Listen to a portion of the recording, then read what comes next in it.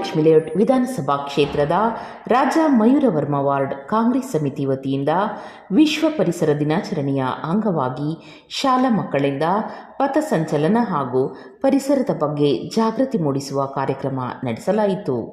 ಪರಿಸರ ಸೇವಾ ಫೌಂಡೇಶನ್ ಅಧ್ಯಕ್ಷರಾದ ಪರಿಸರ ರಾಮಕೃಷ್ಣ ನೇತೃತ್ವದಲ್ಲಿ ನಡೆಸಿದ ಮುಂದಿನ ಯುವ ಪೀಳಿಗೆಯ ಹಸಿರುಮಯ ಭವಿಷ್ಯಕ್ಕಾಗಿ ಗಿಡ ನೆಡುವ ಕಾರ್ಯಕ್ರಮದಲ್ಲಿ ಬಿಬಿಎಂಪಿ ಮಾಜಿ ಆಡಳಿತ ಪಕ್ಷದ ನಾಯಕರಾದ ಎಂ ಶಿವರಾಜು ಹಾಗೂ ನಟ ನಿರ್ದೇಶಕರಾದ ಶ್ರೀ ಎಸ್ ನಾರಾಯಣ್ ಹಾಗೂ ಪ್ರೊಫೆಸರ್ ರಾಧಾಕೃಷ್ಣ ಭಾಗವಹಿಸಿದ್ದರು. ರಾಜ ಮಯೂರವರ್ಮ ವಾರ್ಡಿನ ಪ್ರಮುಖ ಮುಖ್ಯ ರಸ್ತೆಗಳಲ್ಲಿ ಗಿಡಗಳನ್ನು ನಡೆಸಲಾಯಿತು.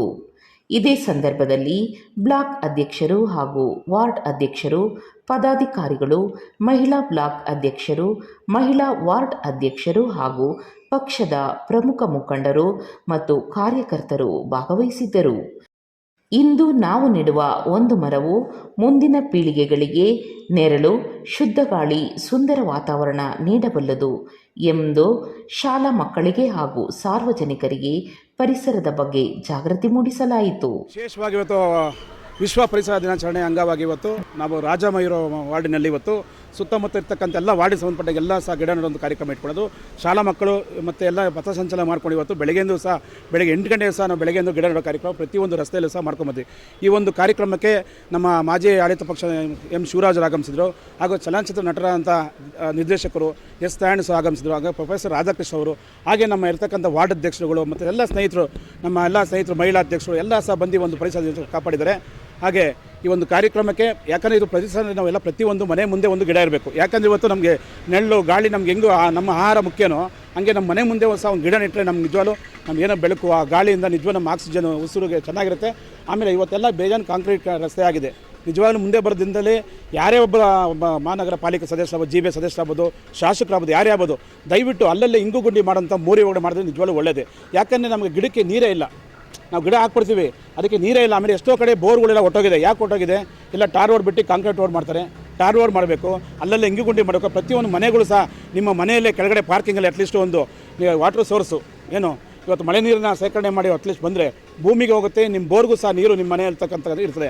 ಹಾಗಾಗಿ ಪರಿಸರ ಅನ್ನೋದು ಭಾಳಷ್ಟು ನಮಗೆಲ್ಲರಿಗೂ ಬೇಕಾಗಿರೋಂಥ ನಮಗೆ ನೆರಳು, ಗಾಳಿ, ಉಸಿರಾಟ ಆಡಲೇಬೇಕಾದ್ರೆ ಒಂದು ಗಿಡ ಇದ್ದರೆ ಒಂದು ನೋಡಿ ಈ ರೀತಿ ಒಂದು ಒಳ್ಳೆ ಗಾಳಿ ಬರುತ್ತೆ. ಆ ಗಾಳಿ ಮತ್ತು ಆಕ್ಸಿಜನ್ನಿಂದ ನಮ್ಗೆ ಆರೋಗ್ಯ ಚೆನ್ನಾಗಿರುತ್ತೆ. ಹಾಗಾಗಿ ಪ್ರತಿಯೊಬ್ಬರು ಮನೆ ಮುಂದೆ ಮನೆಗೊಂದು ಮಕ್ಕಳು ಹೆಂಗೆ ಬೇಕೋ ಹಂಗೆ ನಿಮ್ಮ ಮನೆ ಮುಂದೆ ಒಂದು ಗಿಡ ನೆಟ್ಟರೆ ನಿಜವಾಗ್ಲೂ ಚೆನ್ನಾಗಿರ್ತದೆ. ಪ್ರತಿಯೊಬ್ಬರಿಗೂ ಸಹ ಈ ಆರೋಗ್ಯ ದೃಷ್ಟಿಯಿಂದ ಪರಿಸರ ಗಿಡವನ್ನು ನೆಡಬೇಕು. ದೇಶದ ಒಂದು ಎಲ್ಲ ಕಡೆ ಇವತ್ತಾಗಲೇ ಬೆಂಗಳೂರು ಗ್ರೀನ್ ಸಿಟಿ ಅಂತ ಇದ್ರು, ಎಷ್ಟೋ ಕಡೆ ಇವತ್ತೆಲ್ಲ ಮರ ಗಿಡ ಅಲ್ಲಿ ಕಟ್ ಮಾಡ್ತಾ ಇದ್ದಾರೆ. ರಸ್ತೆ ಅಗಲೀಕರಣ ಮತ್ತೊಂದು ಮಾಡೋ ಜಾಗದಲ್ಲಿ ಮರಗಳು ಕಟ್ ಮಾಡೋದು, ದಯವಿಟ್ಟು ಮರಗಳನ್ನ ಕಟ್ ಮಾಡೋದು ಬಿಟ್ಟು ಬೇರೆ ಕಡೆ ಜಾಗ ವ್ಯವಸ್ಥೆ ಮಾಡಬೇಕು. ಹಾಗಾಗಿ ದಯವಿಟ್ಟು ನಾನು ಯಾರಿಗೆ ಕೇಳ್ಕೊಳ್ಳೋದು ಏನಪ್ಪ ಅಂದರೆ ಅಧಿಕಾರಿಗಳಿಗೆ ಮರ ದಯವಿಟ್ಟು ಕಟ್ ಮಾಡೋಕೆ ಹೋಗ್ಬೇಡಿ.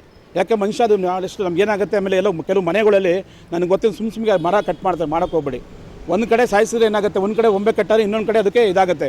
ತಾಯಿ ಬೇರು ಹೆಂಗೆ ಭೂಮಿಗೆ ಬೇಕೋ ಅದು ಕರೆಕ್ಟಾಗಿ ಬೇರು ಕರೆಕ್ಟಾಗಿದ್ದರೆ ಗಿಡ ಮರ ಚೆನ್ನಾಗಿರ್ತದೆ. ನಾವು ಒಂದು ಕಡೆ ಕಟ್ ಮಾಡಿದ್ರೆ ಒಂದು ಕಡೆ ಬ್ಯಾಲೆನ್ಸಿಂಗ್ ಮಾಡಿ ಅದಕ್ಕೆ ಮರ ಎಷ್ಟೋ ಕಡೆ ಯಾಕೆ ಬೀಳ್ತಾ ಇದೆ, ಅದಕ್ಕೆ ಒಂದು ಕಡೆ ಬ್ಯಾಲೆನ್ಸ್ ಸುತ್ತ ಏನಿರುತ್ತೋ ಅದಕ್ಕೆ ಬ್ಯಾಲೆನ್ಸ್ ಇರಬೇಕು. ಒಂದು ಕಡೆ ಯಾವಾಗ ನಾವು ಭಾರ ಬೀಳ್ತಾವೋ ಆ ಮರ ಭಾರಕ್ಕೆ ಒಂದು ಕಡೆ ಬೀಳುತ್ತೆ. ಹಂಗಾಗಿ ಯಾವ ಕಡೆ ರೈಟು ಮತ್ತು ಇರ್ತಕ್ಕಂಥ ಮರಗಳು ದಯವಿಟ್ಟು ನೀವು ಕಾಪಾಡಬೇಕಂದ್ರೆ ಸಾರ್ವಜನಿಕ ವಿನಂತಿಸ್ಕೊಳ್ತೀನಿ. ಬೇರೆ